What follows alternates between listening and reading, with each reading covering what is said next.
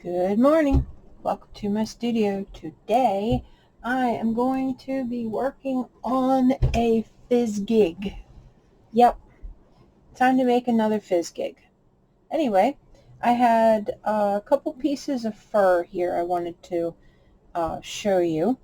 This is Fox, and it started out its life, as if you can see here, as the cuff on a leather jacket, and the leather was ripped in multiple places, and this poor thing was heading for the trash.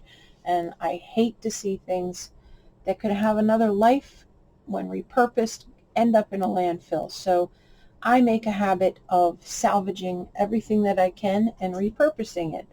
And I hung on to this piece of fur because I kind of liked its length and its texture and its color to be a Fizzgig. This material, because the pelt is there, you have to work pretty hard.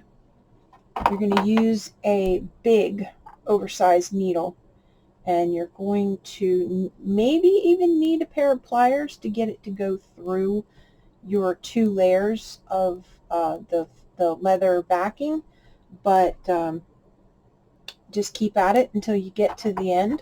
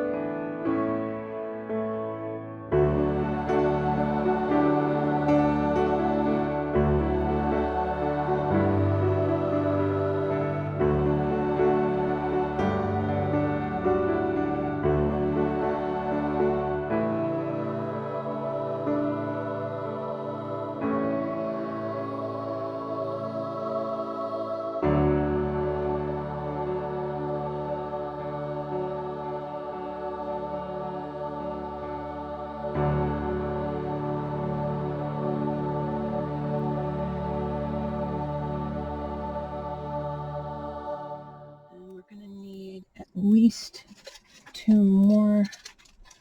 Grab another section. You gotta be careful with these. You don't want to take them out of alignment. You want to try to make sure you grab them all in about the same place, and then carefully pull that thick undercoat. Now this is if you're using natural fur, which I am using salvaged recycled fur.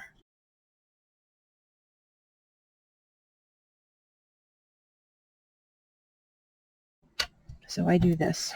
I use them for hair on dolls. I use it for accessories, maybe a trim on a Santa Claus, or a collar on a doll, or a cuff on a doll's outfit, which is where this came from, was the cuff from a wool coat, I believe. It was wool.